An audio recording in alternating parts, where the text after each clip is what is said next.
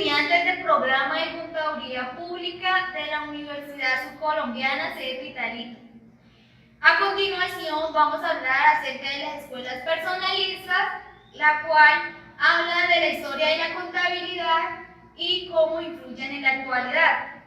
Con nuestros expositores, Shirley Hermida, Denis Muñoz, Cristian Pasajes, Alejandra Hermida y Lucía Rivero. Este trabajo va dirigido al área de introducción a la contaduría para el profesor Vladimir Castillo Pérez. La escuela personalista. La escuela personalista empieza a mediados del siglo XIX, ahí es donde se inicia el despliegue de la teoría contable y la universalización de los métodos prácticos de captación de hechos económicos, la cual es un producto de la creciente preocupación en la humanidad por la economía, sus consecuencias en la sociedad, aumentando de por sí la importancia de la contabilidad, ¿no? Todo eso fue lo que conllevó a ello, de una contabilidad financiera. En este siglo de nacimiento pues nacieron numerosas escuelas de doctrinas contables, en muchos casos contradictorias, pero que contribuyeron al desarrollo de la etapa precientífica de la contabilidad. Bueno, la escuela personalista, también conocida como toscana, surgió aproximadamente entre los siglos 1873 y 1886, que son los años en los que Cervoni publica dos de sus obras en las cuales expone la teoría de la personificación de las cuentas, o también denominadas teoría personalista de las responsabilidades jurídicas o logismografía. La escuela personalista entronca con los dos primeros autores contables en cuanto a la forma de considerar detrás de cada cuenta a una persona, sujeto de derechos y deberes con el principal propietario. Sus principales seguidores y reformuladores fueron Marchi y Cervoni. Esta escuela tiene en sus planteamientos una buena dosis de componentes económicos, si bien no cabe duda que en el fondo de su concepción subyace la argumentación jurídica de la responsabilidad entre los dos intervenientes en las relaciones patrimoniales, concepción distinta al convencionalismo habitual. Francesco Marchi, en el año de 1867, con su obra, atacaba duramente a la doctrina de la escuela cincocuentista. Este era un método de Breganges que más en medio del siglo había denominado la escena de los estudios de la teoría contable en Europa. Desde el punto de vista de Marchi, las cuatro clases de personas interesadas en la vida de la empresa eran el administrador, el propietario, los consignatarios y los corresponsales. Las cuentas se dividen, por un lado, en dos grupos, las del propietario por un lado y las de las cuentas que deben abrirse a los consignatarios y corresponsales por otro lado. Después de Marchi, había un gran número de autores que configuraron la escuela, entre ellos Wisset, Cervoni en 1827 y 1917. Giuseppe Cervoni, en su obra Mensaje de Logismografía, proponía un nuevo sistema contable. La logismografía está emparentada con la doctrina de la personificación de las cuentas, pero visto desde un punto de vista jurídico, en la que el hecho contable crea una relación contable entre personas naturales o jurídicas que se anotan, utilizando una cuenta para cada una de las personas implicadas. Sus planteamientos giran en torno a dos puntos básicos. Primero, los fundamentos conceptuales de la disciplina contable se apoyan en relaciones jurídicas entre las personas intervenientes en la administración del patrimonio de la empresa. El segundo habla del carácter económico de la contabilidad, a la que sitúan prácticamente al frente de la economía de la empresa, abarcando la totalidad o al menos una buena parte de la actividad empresarial. En cuanto al primero de esos dos puntos que ya les mencioné, para Cervoni, la contabilidad es la doctrina de las responsabilidades jurídicas que se establecen entre las personas que participan en la administración del patrimonio de las empresas.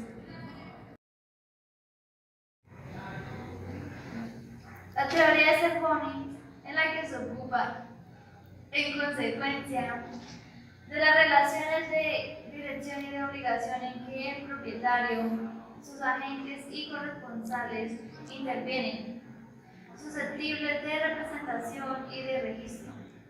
Con los siguientes planteamientos, estudiando sucesivamente el nexo jurídico que se establece entre las diferentes categorías en el desarrollo de las operaciones administrativas, Cervoni concluye que todas las personas de la empresa tienen relaciones con el propietario de la misma e indica que la situación de este es siempre absolutamente contraria a la de las otras personas, es decir, que los deberes de los terceros son derechos del propietario y los derechos de ellos deberes de éste. Destinando a cada una de estas clases de personas una cuenta, resulta que la cuenta del propietario es constantemente la antítesis perfecta de la cuenta de terceros, y que el administrador no es más que el regulador de las relaciones entre el propietario y las terceras personas. Todas las cuentas son subjetivas, es decir, abiertas a las personas que colaboran en la empresa o mantienen con ellas relaciones que les interesan.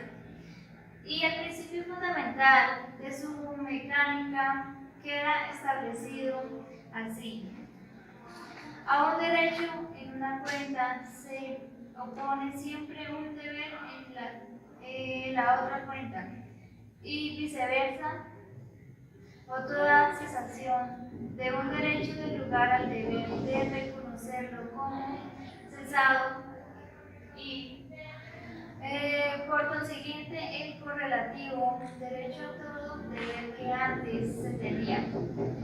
Por tanto, derecho o abono es sinónimo de haber, y deber o cargo es sinónimo de deber. En principio, la escuela personalista parece entroncar con los planteamientos conquistas, en los que se considera a una persona sujeto de derechos y deberes detrás de cada cuenta.